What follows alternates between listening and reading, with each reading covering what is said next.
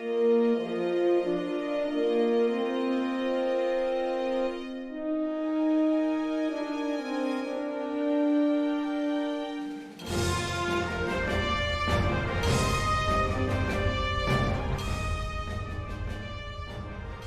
is a very special continuing conversations. Why do I say that? Is because we had so many communication technology issues to get Jim Johnson on board today. It just happens that way. And if Ahura was here, I'm sure that she would have fixed it in like 5 minutes. Jim took about 15. Yeah, sorry about that. My old iMac here is still kicking, but I think I need to get the memory upgraded and then eventually plan on replacing it because unlike a PC, you don't really replace pieces of it. It's all one component, and it might be nearing end of life here. I'm pretty sure Lieutenant Uhura could have found a way to still get into subspace with it. Probably, yeah. Yeah, and that's what we're here to talk about today is the role of the communication specialist. I'm Michael Dismuke. I'm a freelance writer for Star Trek Adventures. I'm a blogger on Continuing Missions, which is the #1 blog for Star Trek Adventures RPG. And I'm here with the illustrious and not communications officer, Jim Johnson. Hey, everybody, Jim Johnson. I'm the project manager and line editor for the Star Trek Adventures RPG, published by Modiphius Entertainment, and co-host on this here show, along with Michael, these 60-odd episodes or so. And happy to introduce our special guest for tonight. Al, why don't you tell us a little bit about yourself? How's it going? Al Spader. I'm a freelance writer for Star Trek Adventures role-playing game. And I wrote a little section about communication officers in the player's guide. So we're going to kind of drill down to what that looks like and why they are really just such a cool role to play in the game. I'm glad it's us three. Sometimes we have other people and guests, but the reason I'm really glad it's us three here tonight is because we really need to riff off this. Because I'm going to say that I think it's the most boring position that anybody could pick on the ship. But I'm going to hope that our riff energy blows up today and we have people running to play a communication officer after this episode. So because, to me, it's like, oh, what do? They sit there. And of course, in TOS, is where we were first introduced to the communications officer. Later, we got to see an Enterprise, a more robust communications officer. And I have to ask, is there any other communication officers we've really seen besides in Strange New Worlds, the comeback of Uhura? Have we seen any other communication officers in other shows? I want to say that there was one in Star Trek 4. One of the officers on Earth during the whole disaster had like these funky antenna things, and I think he or they might have been a communication officer. Yeah, but hard to know because it was so little known about that character. But no, I think Hoshi and then Uhura, and then once you get into like the next gen era, they kind of morph that role into other roles where like Worf or Data or somebody else was usually answering the phone, so to speak. Yeah, and even in Discovery, it was between Ensign or Lieutenant Reese. May have been he was more tactical, maybe. Kind of, yeah. Yeah, it's a little squishy. So yeah, I think it's worth talking about, absolutely, because I think Uhura and Hoshi are such great examples. But then, what else do you do with it, right? I think that's what we're going to talk about tonight, is like how to riff on it and to give that particular role and character more things to do than just hailing frequencies open and closed. I think they tried to do a little bit more with Uhura, especially in the movies. Yeah, I think Star Trek 6 was like the high point where she got to do the Klingon research and talk Klingon and made a little bit of a hash of it, but got through it.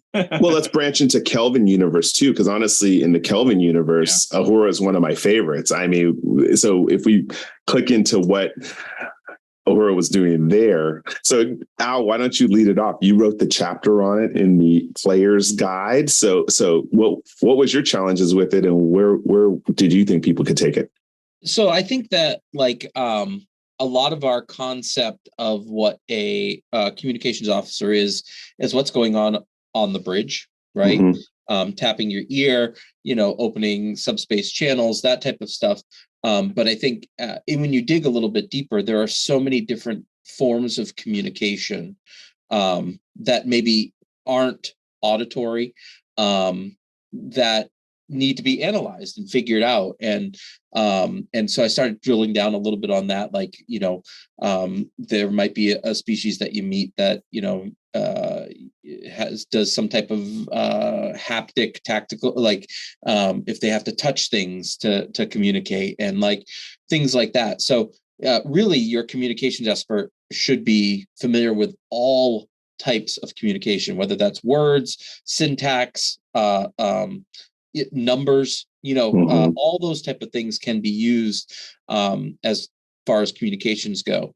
And that is, just a short skip away from also knowing codes and, being able to be a code breaker and things like that as well. Yeah, and I think if we think about the game mechanics of Star Trek Adventures, communications is one of the 6 systems, right, on the ship. So that's a pretty big deal with that. And oftentimes the communication officer, too, is going not only with communications, but also with the sensor systems. So there are a lot of opportunities to use it in gameplay, depending on the era, too, that's going to be happening. Yeah, dead air. You don't want that as a communications officer. I think Discovery is an interesting example, right? There's that one episode where the universal translator went haywire, and the handful of officers who could speak a lot of languages were they had a little bit of an advantage, right? Saru could speak 90 something languages or something. Mm-hmm. And I think that's a place where communication officer, if they are that type of communication officer, who knows a lot of languages, could benefit. Now, you certainly don't want to do that every episode or every session, but that's just an opportunity for them to do something different. I could imagine any number of situations where a communication officer would be beneficial to go on a landing party or an away mission, because the universal translator, especially back in the original series and Discovery and even Enterprise, like it takes a while for the universal translator to work, right, to get the context and to work. Yeah.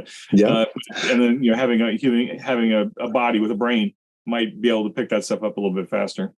So I think I'm going to do this then, and if you want to comment before I do this, I'm going to do a challenge to all of you. And what I'm going to go back is to our old riff challenge, and I'm going to randomly pick something from one of the books randomly and find a paragraph, and I'm going to see how we will work a communications officer into that. You guys ready for this challenge? Okay. Yeah. Okay, I think this will be a fun way. I'll go first, so that you all can peruse the books you have in front. I'm going to just randomly pick the Shackleton Expanse campaign guide, and I'm just going to randomly pick a page here. Okay, and in one of the factions one. Okay, yeah. Okay, so I ended up with Breen Confederacy. I'm just going to read the paragraph and see where we go with that. It says, while it talks about Narendra Station, where the Breen might fall in relation to Narendra Station. For those of you who maybe this is your first time listening to Continued Conversations, the Shackleton Expanse was created for gameplay with the Star Trek Adventures game system. It's created by Dayton Ward and Scott Pearson, I think, were the minds behind the Shackleton Expanse. And this is a new area of space to explore, so that if you know nothing about any of the other polities and species in Star Trek, you could have this one realm of the galaxy to make your own. And so this part, chapter 3, is factions within the expanse. It takes established species from the Star Trek TV shows and says, okay, what could their relationship be with Shackleton Expanse and Narendra Station, which is the outpost closest to the Shackleton Expanse. So I'm going to read it, and we'll talk about how a communications officer might wrap into this. It says, while Narendra Station and the Shackleton Expanse are a significant distance from known Breen space, several Breen ships have recently traveled near the station. Oh, I already had the idea. And poked at the edges of the Shackleton Expanse before turning around and heading for home. In each instance, the so-called washboard effect, it's a stellar effect, dissuaded them from any deeper investigation. It's unknown how much data their ships were able to gather before warping out of the region. I'm done there. I can riff from there, because obviously the communication officer hacked Breen transmissions. And what did they find out? What may they have found out about the Breen? Take it from there. Riff. So, I mean, the washboard effect, this is like the idea of gravimetric waves that traverse the expanse, if I remember correctly. And so perhaps the Marine, maybe they have like this idea of gravimetric waves has something to do with their culture or their history. And when they detected that, they were like either afraid or saw it as like a religious experience or something, and they decided to back off for the time being for whatever reason. Oh, could maybe that gravimetric wave that the communications officer probably detected that there's Breen ships here. Why are they this far out? Maybe could they have detected that those gravimetric waves worked against the Breen's physiology, driving them mad, which would create some sort of, mental plague. And now they need to reverse engineer that to save the Breen, which have not been on good terms with the Federation. Just an idea, just riffing where a communications officer might come into play on that random paragraph I just read. Right, or like another thing you do is maybe subspace in that region is messed up, clearly so, and we need to use the gravimetric waves that are part of the washboard effect to communicate with the Marine somehow. Oh yeah, send the messages. You know what I mean? Like, if subspace is messed up in the area, maybe use real space to do that, or something like that. I like that. Maybe the gravimetric waves are a little too structured so that we find out there's actually a dynamic intellect behind it. And the Breen are afraid of it, or maybe they worship it, or they're trying to weaponize or control that intellect. And it takes a communications officer to take that what looks like simple gravimetric waves and make sense out of it. First contact with some being the size of a star. Who knows? Okay. All right. See, I could write a module off that for the communications officer. All right, who picked a paragraph? Come on, let's show these people how to GM. Come on. So I've got one right here handy, and this could happen right there on the Renver station. And it says there are two different communication systems installed on Starfleet space stations.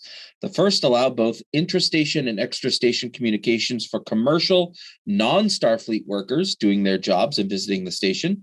The second system is a secured communications network used by Starfleet personnel. Okay. I mean, there's all kinds of stories in there, again, intercepting communications, right? Yeah, so you basically have like the civilian internet, and then you have the Starfleet internet, and how do they interact? Well, I have a question. Does Starfleet have the right to commandeer the civilian network? Can they like FSN, the Federation News Service, FNS, the Federation News Service? What kind of legal rights to freedom of speech do they have where a communication officer might get involved? Well, I think the communications officer is certainly in charge of listening to all the chatter on all the stations, like, because if we're talking about the difference between a space station and a starship, right? If you are a communications officer specifically on a space station, I'm sure that part of your job is going to be monitoring the chatter on the civilian network, I would imagine.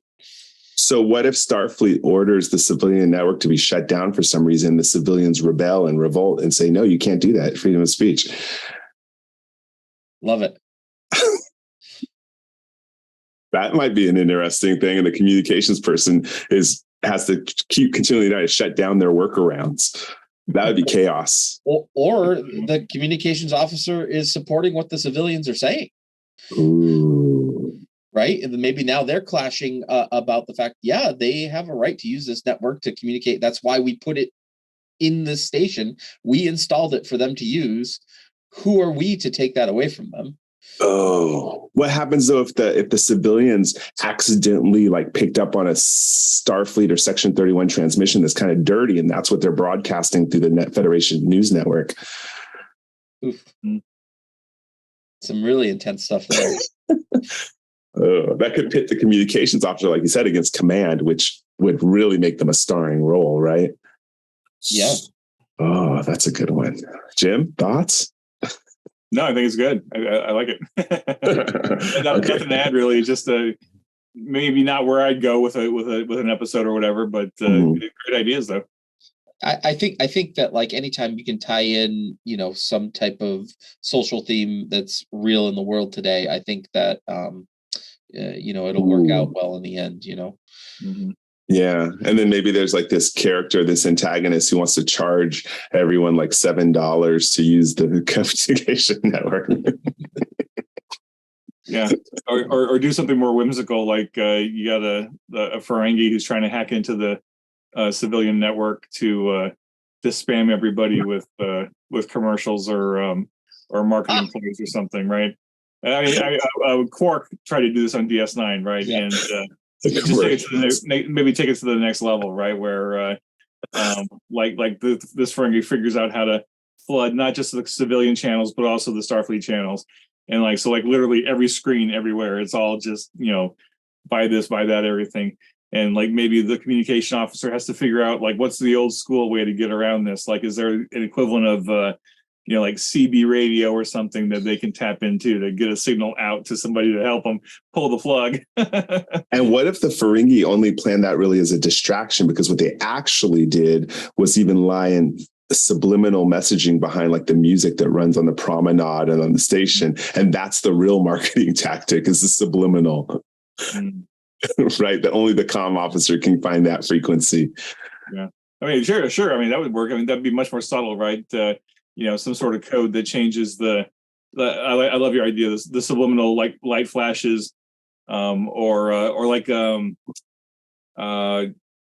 different frequencies, you can't hear the frequency, but it has an impact on you. Maybe they're able to be subtle about that, and everyone's on edge and no one can figure out why. And it's the communication officer who's like, well, there's something off a little bit about this comm network. There's a frequency thing, and they could probably use their skill set to suss that out. Yeah, and maybe that communications officer is also an Andorian, so they can hear that sound that nobody else is hearing. Oh yeah, and it's like a high pitched, beeping in their ears. And now, not only are they trying to solve this problem, but they're also super annoyed while they're trying to do it. And maybe the first act or two, no one believes them, because not only can they be the only one that's hearing it, but they can't get the computers to even localize it because it's an organic sense type thing. Oh yeah, I like this. That would be funny, actually. And I would write it in a way that the other players really don't know whether the person's crazy or what. Is it medical? No, there's nothing medical wrong. Is there someone psionically controlled? Are they really just crazy? That would be a really fun mystery. So that the player at the end of Act 2 has this cool aha moment. I knew I wasn't crazy. I knew I was hearing something. Yeah, that'd be fun. Okay, see? Okay, communication officers, listen up. GMs, there's stuff you can do. Okay, Jim, what did you find? I grabbed Utopia off the bookshelf here. It's the closest one I had to hand. Okay. So I'm just going to grab a random paragraph here. So let's. This is so fun. I love doing this. I got to figure out if I can find something appropriate, because this is history. This is Starfleet operations. I just literally randomly picked a page and dropped my finger and just read it. That's how we have to riff. We just gotta. Yeah, fair enough. Push ourselves creatively. It's like improv. Yes, and. I'll go to a random page, and I'm just going to go to this. Okay, here we go. Okay, well, good luck to both of you. All right, so this is the section of Utopia Planitia that talks about resource collection. So this is random elements that you can go out there and research, right? So we're going to talk about tellurium. Tellurium is a semi-metallic silver-white element that is crystalline and brittle until refined with silver, gold, or copper. It is often used to help stabilize reactions within a starship's warp core. Once bonded with another metal, it can be used in semiconductor applications, in addition to being infused throughout matter-antimatter reaction chambers, injectors, and magnetic constriction segments.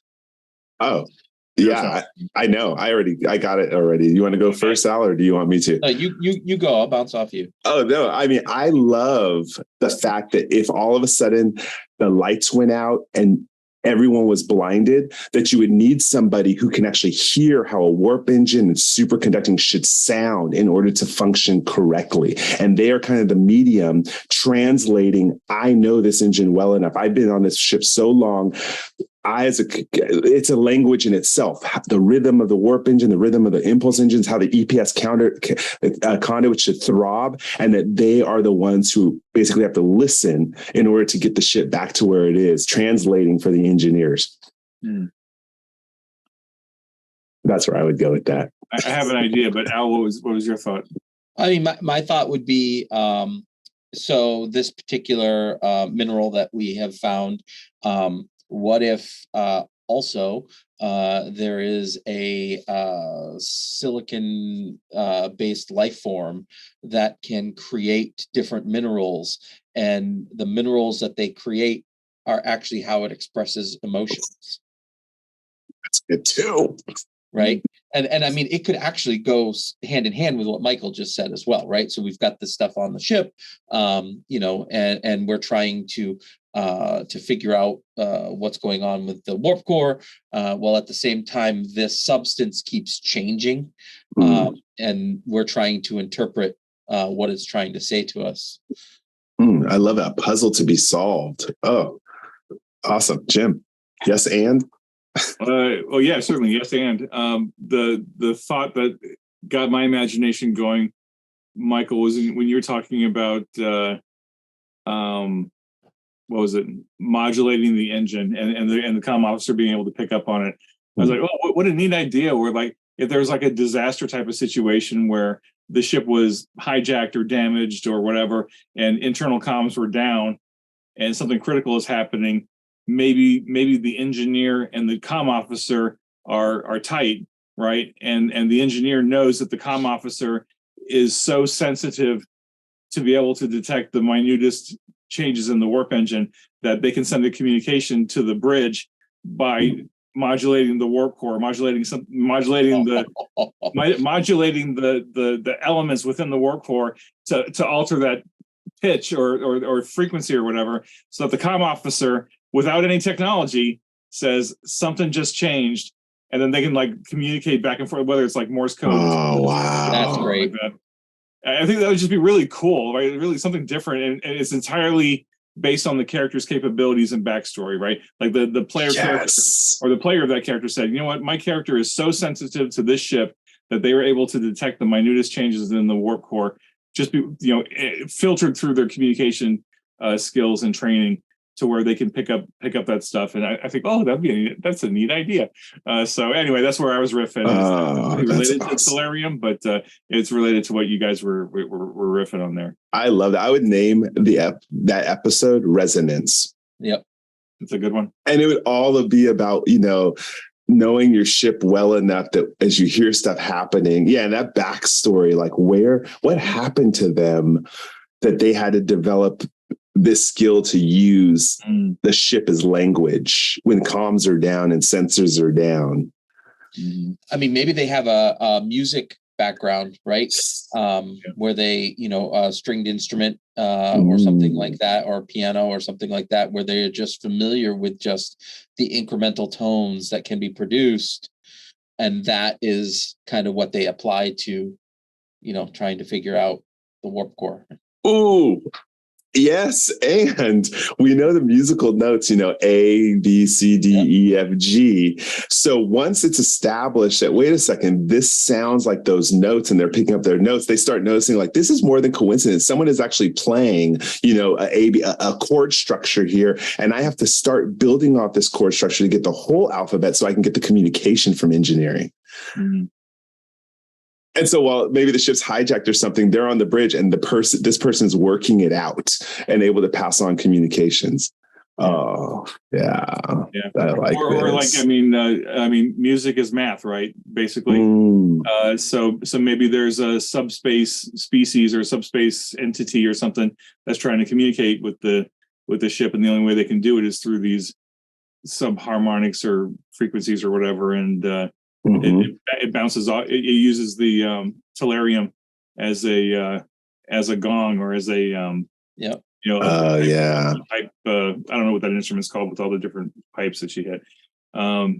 Just ways to play with that. and like literally the only person on the ship who could really understand that would be the comm officer. That would be a fascinating episode. I would love to It hear reminds that. me. There was one of the Strange New Mhm. Worlds episodes was really musically focused. I thought that was really super cool. Yeah. So a riff on that, I think. Yeah, but either way, I mean, it just shows that really the comm officer, they fall under operations division, correct? Yeah. Yeah. So the comm officer has a lot. And, I think we saw that change over time where Uhura really would have been more like a Harry Kim. Knowing ships is communicating between departments, checking up on systems. So they're communicating operational status of the ship at all times. So maybe that's another thing to think about if you're playing the communication officer. In TOS era, that's going to be a lot of the operations duty, just like in TNG era, the operations person takes up a lot of those communication skills. Right. From that kind of evolves over that. Yeah. Now I want to play a communications officer. I'd be remiss if I didn't talk about the role ability too in the game, because interpreting a language is a role that you would need to make, and if it's an unknown entity, the difficulty increases by 1.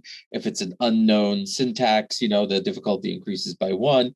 And if you are the comms officer, you get to ignore all of those difficulty increases. Okay. Like you are just flat, at your base difficulty 2, to understand someone's language.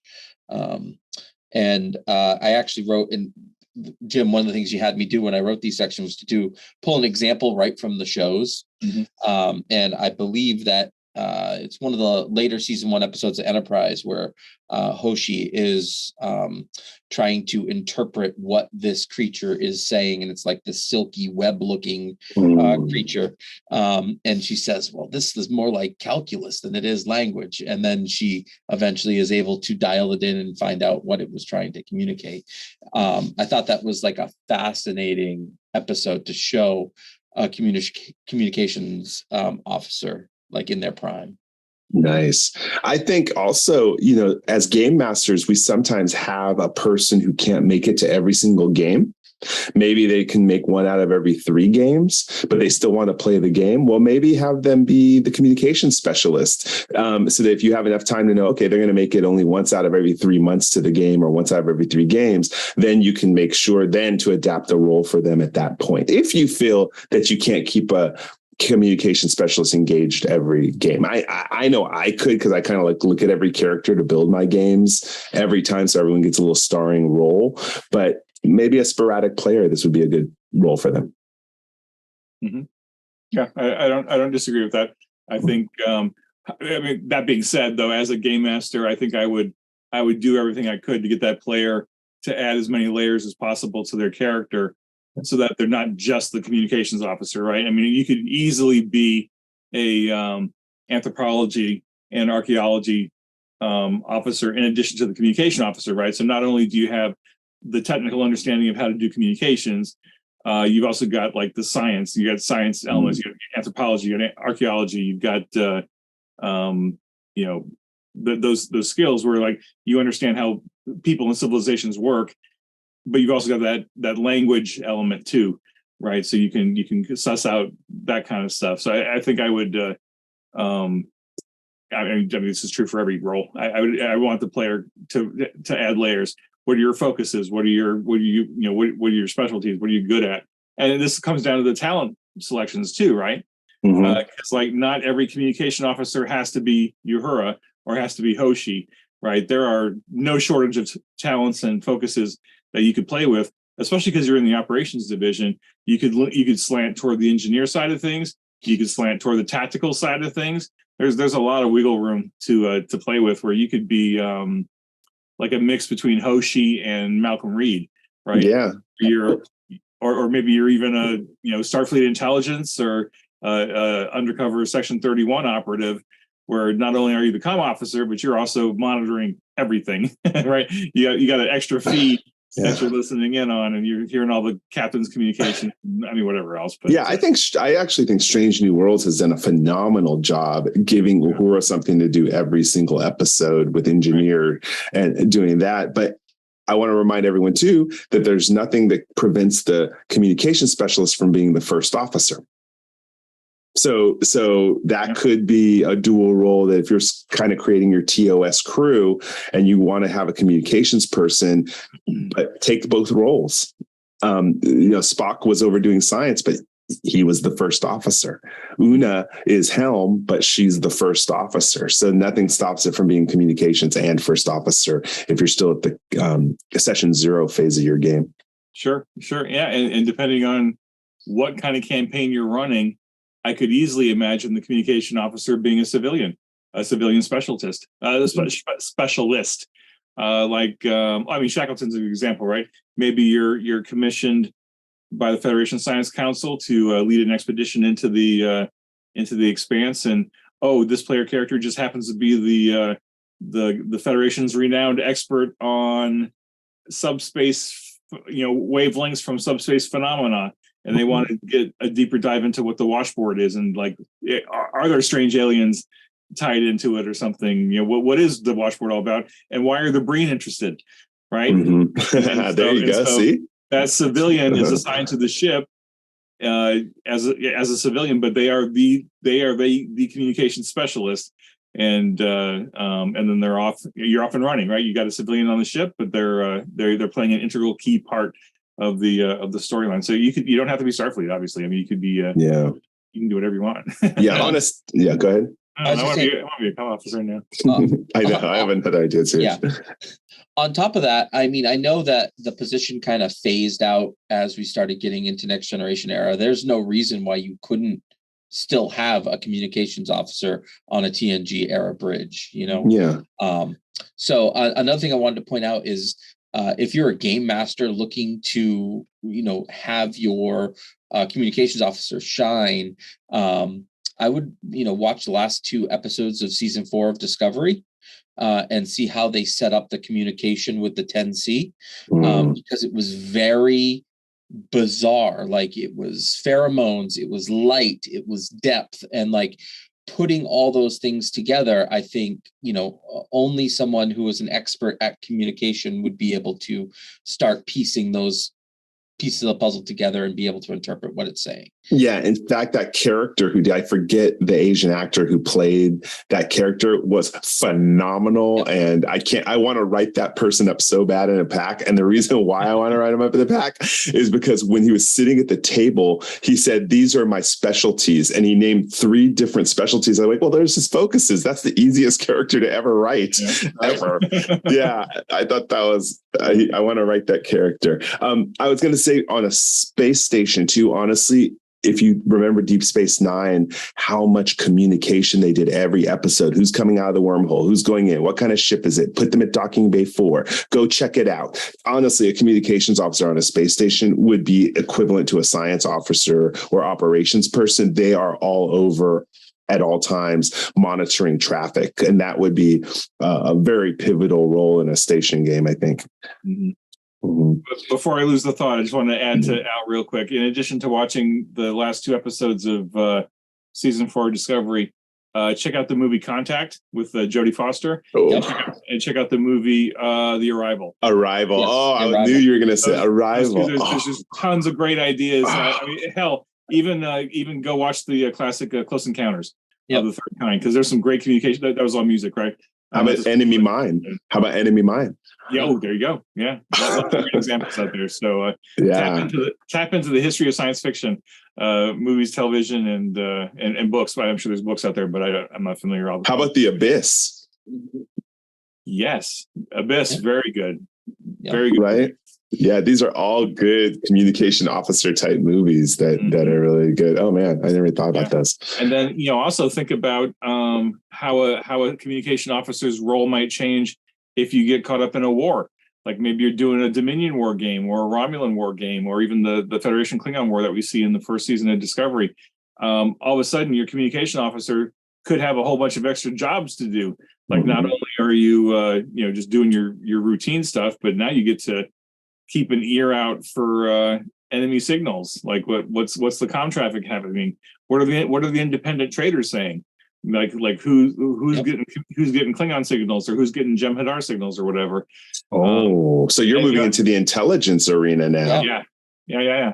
And in fact, I was thinking, I I don't remember which one of you were talking, but I just had this random spark of an idea hit me, where like playing a TNG era game right after Wolf 359, where there's a period of time where you could posit that the panic and the hysteria in the Federation has spiked because everyone's like, well, when's the next Borg attack going to come?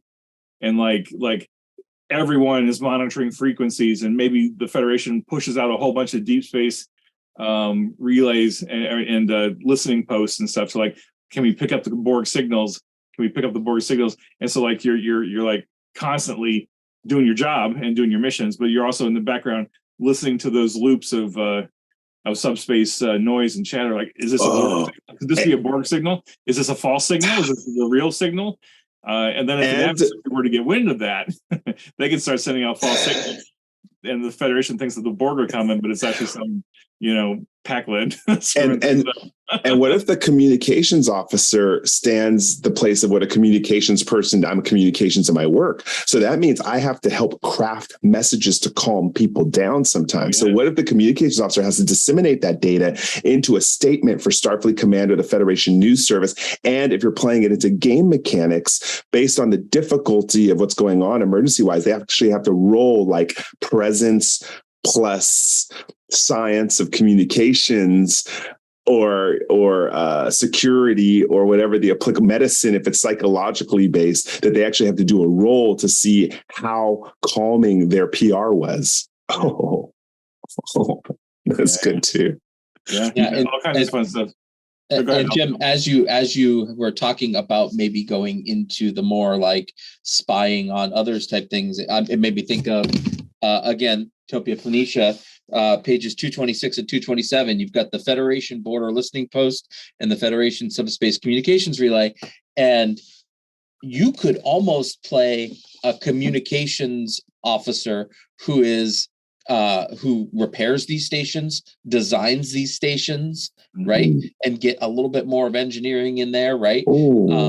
I think that would be really like maybe you are the person that goes and repairs all the Federation border listening posts, and you hop rides with different ships, and you go out to do that. You make your repairs, and then you get moved off to another ship that's going somewhere else to make your repair.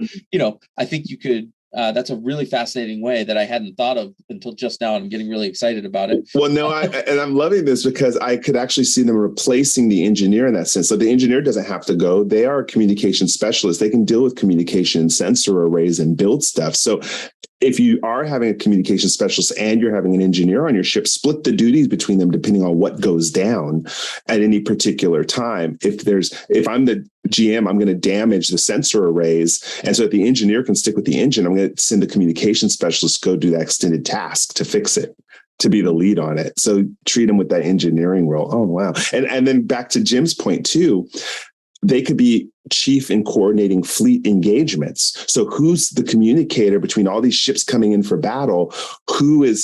What roles could you do, like daring plus security, to give advantages to your ship or the fleet in a fleet battle that sometimes happens in Star Trek Adventures?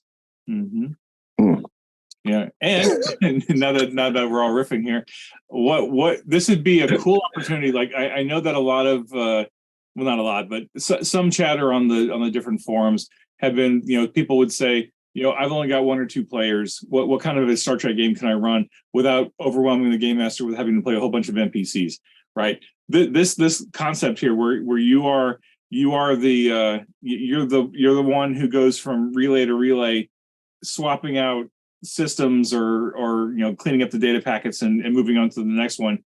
Maybe you have a runabout or a shuttle, and you schlep from listening post to listening post, and it's like you and one other person, or maybe you and an NPC or something, and that's your thing. That's your whole campaign, right? But you set it during a war, or you set it on the border between between the Federation and the Romulans, or the Federation and the Klingons, depending on what era you want to play in, or the Federation and some new species or something, right? And so you're going from compost to compost, collecting this data and refreshing them. But maybe you've got maybe you got that intelligence gig where not only are you swapping out these data packets and keeping the communication systems up and running, but you're also expected to analyze that stuff and be like the frontline first person to actually study that stuff, and then you forward that information on to Starfleet.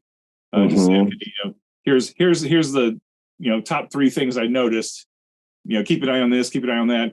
Maybe Sector 304 is a hot spot right now, so pay attention. Yeah, I see a technology heavy, almost like very hacker style, computer forensics. Oh yeah, I could do a lot with this. Yeah, so that's the cool thing about communications, like because we saw Uhura spend a lot of time there's a couple episodes where she was actually fixing her systems, right? She crawled under the deck or under the console and was doing the actual tinkering. So it's like a really strong communications officer wouldn't know just how to use their stuff, but how to fix it or how to manipulate it or how to refine it or whatever, right? And so there's that engineering tie-in, and obviously they can tie into security. We've already talked being about a probe special. I have to go into being a probe specialist. Remember, the thing's got to have a tailpipe. One of the best lines in a movie was her knowing how to work and manipulate probes, which I know in my game we use probes a lot. So a communication officer would control those. Yeah. So just to spin this out, then just to riff. So we've managed to tie communications into just about everything except medicine. How would we connect communications officer with the medicine, the medicine attribute or discipline? Sorry, I touched in it with psychology. So if they're responsible, if they're responsible for doing news reports and allaying the fears of the crew, passing through messaging, I would then make it like a daring or presence with medicine role. If it has to do with creating communications, or even with working with an alien species, tonal, maybe it's a tonal species and they react to tonal facial expression. They may have to counsel everyone and give them like training on presence and medicine on how to approach a species that's tonally, communicating or something. Just an idea. Yeah, and even the ship's counselor, right? If they're providing support to someone that's had a traumatic event, using the words, correctly and as to not trigger an event, or and talking about positive self-talk and things like that. I think knowing what to say is every bit as important as how you say it. And I think that a communications officer could be a really good counselor as well. Oh, I have an idea. What if the communications officer was telepathic or empathic, and there's a whole concept about people that suffer traumatic brain injury sometimes shift their senses and like they can't communicate the same way they used to be able to, but they can communicate in other ways. Yeah. And it's just like it's just like the medical practitioner is trying to figure out, how do we do that? How do we communicate with you knowing that you had this traumatic brain injury or something? So a communications officer who knows medicine and maybe is an empath or telepath or something, maybe could have an angle into that. I love that. The whole Katra thing with Vulcans and the Faltorpon and the transference of the Katra and all that crazy, wacky, cool stuff. Honestly, that we can play with. Yeah, and why I like that is because I think the reason Uhura and Spock got along so well, in my opinion, is because I think Uhura could read his face and all the inflections that humans just didn't pick up. I think the body language is what attracted her to him. It's because to her it was loud and clear. Mm-hmm. And then Spock is attracted to her because like, wow, I don't have to exhibit my emotions, but this is someone who can empathize with me. Mm-hmm. When I was watching the movies, I thought that I was like, oh, it makes totally sense that they would get together. She'd be the perfect person for Spock. What a great focus that would be. Huh? What is it? Kinesthetics or kinesthesiology or something?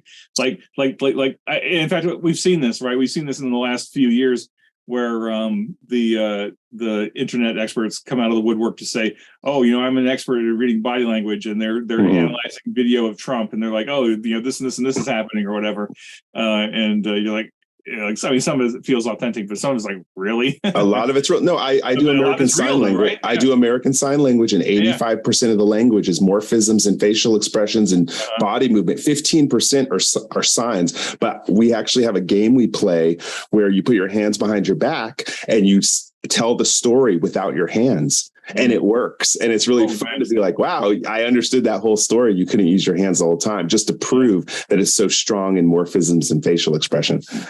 What a cool, oh man, that'd be such a cool focus though, right? I mean, yeah, I know, Michael, especially you love you love putting interesting and different focuses on a character and then figuring out how to use it. And like a character who knows body language or is into like kinesthetics or whatever that word is, to where they could xenokinetic linguistics. Xenokinetic linguistics. There you go. Oh, fantastic! We need to put that in a character somewhere. I love that. Oh man, and like or like Andorian antenna kinesthetics. Like you can see the switches and stuff. It's like, oh, this Andorian's thinking something. And oh man, there's so many places you could go with this. Unbelievably. I remember when I started this episode, I said I have nothing to say about it, but I was so glad I had you two, because we're the ultimate riffers, I think. Right. And I mean, I'm so like ready to play a communications officer now.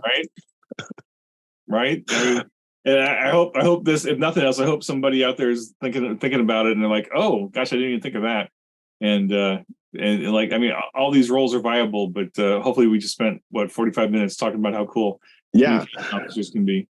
So let's go around one more time. We'll do our final closing on communication officer statements. I'll go Al. We'll have Jim close it out. I think now my revelation is, again, if you're at a session 0, someone better play a communication officer, because I think it hasn't been played enough in Star Trek. And I'm sure we'll see over the next seasons of Star Trek Strange New Worlds that we'll see a lot of it coming forward. But if you're playing in the game, you probably could come up with some really cool stuff that had never been televised before. I'm the kind where I love diving into the creativity and getting crazy with stuff. So my advice is tell us your stories about what you do with your comm officer. Send it to continuing missions or on social media, wherever we're at. Just tell us those stories after you watch this episode, put it in the YouTube chat. But I think this deserves a continuing mission article. Hearing what you all do, I'm super excited. Al? So I was just thinking about how, from a game master point of view, it might be really easy to fall into the whole there's this thing called the universal translator. So it's really hard for me to do anything for my communications people. And the way to get around that is to just say the universal translator doesn't work. But I think we just went for 45 minutes giving ideas that had nothing to do with the universal translator, right? Either it was different forms of communication or technologies or whatever. And I guess I would put to you, game masters out there, just think outside the box, right? Give them a puzzle to solve, or give them a chance to peruse subspace in a different way. And then you don't have to do the trope of taking away the universal translator. Like, it can still be there, but it's almost more worrisome if you do have the universal translator and you still can't figure it out. You know what I mean? Mm-hmm. Agreed. That is totally true. Yeah. Jim? Yeah, I just, we just spent 45 minutes or so riffing on how as a game master and as a player, you could build an entire campaign around your communication officer, right? If that communication officer is the one who gets wind of something incredibly complex and weird and different, that they are the one person with the right tools and the right place at the right time to start laying the groundwork on how to translate it or how to decipher it or whatever, or they're on the front lines and they're on the front lines, translating messages or getting intel or whatever. I mean, you could base an entire campaign around a communication officer, and then like all the other characters, like the cats and the first officer, kind of revolve around them. It'd be a neat little kind of like spin on the traditional formula of a Star Trek campaign, but. Hopefully this has given you a sense of just the possibilities that are out there. And, I don't know why it didn't even occur to me to think about it, but if you're not familiar with it, go research the Voynich manuscript and think about how you could take that and turn it into a science fiction concept for your campaign. Because I've been thinking about it for a couple of years now, and I am determined to find a way to put that into a Star Trek campaign. Which manuscript is that? Voynich, Voynich. It's an old, it's at least 300 or 400 years old. It's an old manuscript full of notes and drawings and artwork and stuff that to date nobody has been able to translate, and they don't know if it's a bunch of BS or that they don't, or they just haven't been able to figure it out yet. I've got a huge book here somewhere. I can't find it. A big, beautiful hardcover with a lot of reprinting of the plates from the Voynich manuscript. But I thought, wouldn't it be so cool if a player character group stumbled on the science, the sci-fi version of this thing in a Star Trek show, and they spend the whole campaign, or at least the first season, trying to translate it. And as they translate it, I mean, this would be a huge, long-term extended task, maybe even with the scientific method folded into it. Like as a GM, I could drip feed them clues and hints. Go to this planet, do this thing, and whatever. And I would just have, I mean, me personally, I would have a lot of fun researching it. I mean, I'm actually looking at it now. Oh, okay. Cool. And then I have a question, and now I need to be educated real quick. So this is a Voynich manuscript. It's 400 years old, which means no one has any copyright on it either, right? So my question is, how do we know that the Voynich manuscript, if no one can interpret it, it's not actually something alien? And then in this episode, someone comes across on a different planet, 100 light years away, a copy of this manuscript, and they're like, whoa, this is the cipher. And we finally know what it means. Mm. You want me to do the manual? You want me to do the module on the Voynich manuscript? I'll do it. I'll do it, Jim. You want me to do it? You're asking me to do it? I'm going to do it if you want me to do it. I would. I mean, it's bigger than that. Like, can we use? Anyway, my question is, can we use the illustrations from it? Could you copy it into a Star Trek book? Some of these plants look really alien. So now I'm thinking it's a plant-based species. Yeah. That'd be deep. Anyway, have fun. So your homework, people. Your homework is to watch The Arrival, watch Contact, watch the last 2 episodes of Discovery. Even if you don't like Discovery, who cares? Go watch it anyway. Look up the Voynich manuscript. Go look up the Enigma code. So like the German U-boats had the Enigma machine. There's some really cool code breaker stuff in there. Of course, there's no shortage of code breaker stuff in the Cold War and the World War II and stuff. So go have fun, do some research, and make your communication officer awesome and cool and unique, and then go run some awesome Star Trek episodes with it. All right. Well, my thank you is going to go this week to you, Jim, because now I have a feeling I'm going to be obsessed looking at this and trying to figure it out. So I give you a thank you to that. I also want to give a thank you out to some really good communicators, just celebrating what they're doing for us. And that's the cast of Star Trek Perseverance with Eliza Pearl, who's launching that on Twitch right now. I just want to thank them because, again, they do a labor of love, and all the actors who are involved there, Campbell, Sam DeLev, Bonnie, all the others who are on that. I just appreciate that they put their passion into the game.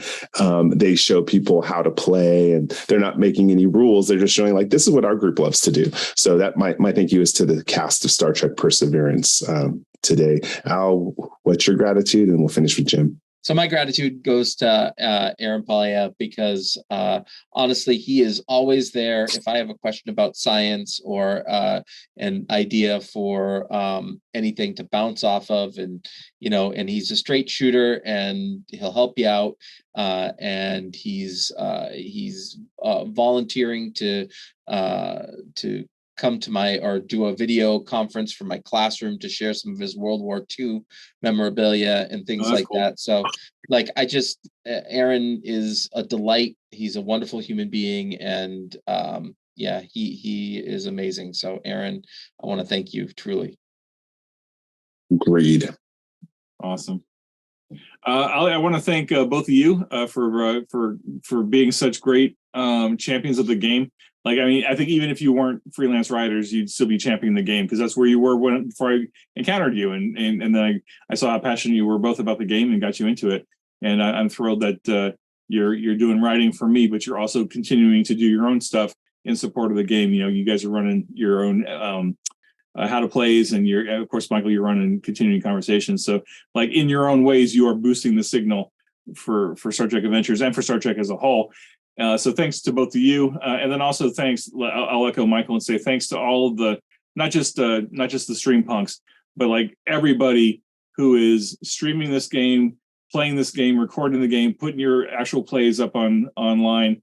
I mean, there's so many of you. Like, I can think of Europa, I can think of ELH Mark 1, I can think of Tempest. There's so many. Go to the Modiphius stream page. There's a bunch on there. There's a lot more that are not on that page, and I wish you would get on that page. But I see a lot of different folks on Twitter and Facebook and the Discords. Like, there's just so many people out there boosting the signal for this game, doing what they love, having fun, showing other people how much fun they're having, and in some way we're building, the fan base one new person at a time. Like, if somebody watches somebody's random live stream or recording of an episode and they go, oh, I want to check this out, and they'll go get the quick start or something, that's mission accomplished, right? That's gold.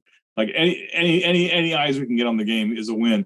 So don't worry about whether you're getting the rules right or not. Just as long as you're having fun and you're showing people how much you love the game and the franchise, then that's all gravy, man. I love it. So I'm just so excited. So thanks everybody for boosting the signal.